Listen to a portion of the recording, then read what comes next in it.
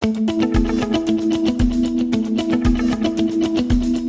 proximité de Quézac, l'atelier Bousquet recèle des instruments de musique étonnants à destination de tous les publics. Rencontre avec Frédéric Bousquet qui conjugue recherche acoustique et amour de la musique au sein de deux sociétés, Structure Sonore et Titanium Sound. Eh bien, ce parcours, il est le parcours d'un étudiant à la fois dans le domaine des sciences et dans le domaine de la musique. Donc c'est un parcours qui, il y a 25 ans, était assez difficile à mener. Et finalement, il m'a permis aujourd'hui de vous inviter, de vous accueillir dans cet atelier de facture instrumentale contemporaine. Eh bien, je suis le fils de parents professeurs extrêmement mélomanes. Donc j'ai pu bénéficier petit d'une culture musicale et puis d'un enseignement au conservatoire.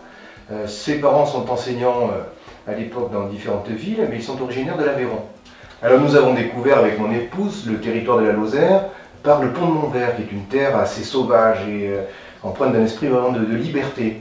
Et ensuite nous avons eu l'opportunité de nous installer dans un atelier relais à Saint-Laurent-de-Trèves, et puis aujourd'hui d'aménager un atelier sur la commune de Quézac, qui est une ville connue pour, c'est une ville d'eau, pour son eau pétillante, mais qui à la fois se situe dans une vallée et légèrement sur le Cosméjean. Donc nous sommes ici, sur ce point qui est la bordure du Cosméjean.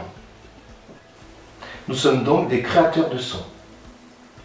Ces sons, ils donnent lieu à la création d'objets artistiques, musicaux, et ils touchent aussi à la création d'instruments de musique, de générateurs de sons.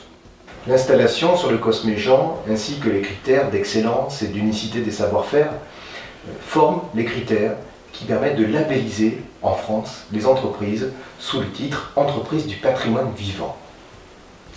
Ce label, il a été très important. Il nous a permis d'accueillir beaucoup d'étudiants. Il m'a permis d'intégrer ensuite le CNRS, le Centre national de recherche scientifique français. Il me permet aujourd'hui, au sein du très prestigieux laboratoire d'acoustique musicale de Paris, d'être doctorant, donc de continuer ma formation. Nous sommes en Lozère, mais nous ne sommes pas isolés. Par ailleurs, ce qui nous a conduit ici, c'est en effet ce critère unique, local, qui est le patrimoine sonore. C'est notre objet d'étude local.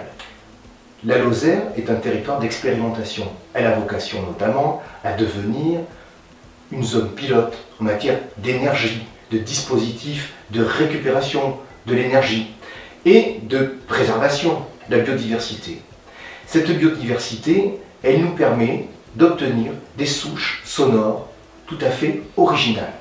Le patrimoine sonore de la Lozère consiste donc en le patrimoine naturel, le patrimoine bâti, le patrimoine de l'activité humaine, on pense au pastoralisme notamment, et au patrimoine bien sûr de l'activité artisanale. Parc national naturel, grand site classé, site de l'UNESCO, je crois que la Lozère n'a plus à prouver son attractivité.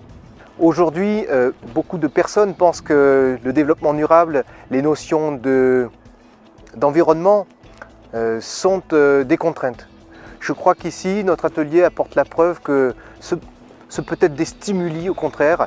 Je crois que ce corps diplomatique que les élus aujourd'hui, qui représentent la majorité de la population, souhaitent mettre en œuvre au travers de ces ambassadeurs, c'est qu'en effet, nous sommes un certain nombre, par nos activités, à nous déplacer dans des territoires très vastes et que donc nous pouvons en effet parler de ce territoire, surtout de parler de son avenir, c'est-à-dire ce en quoi il peut engager à la fois son développement, mais aussi être une zone expérimentale à l'échelle du monde.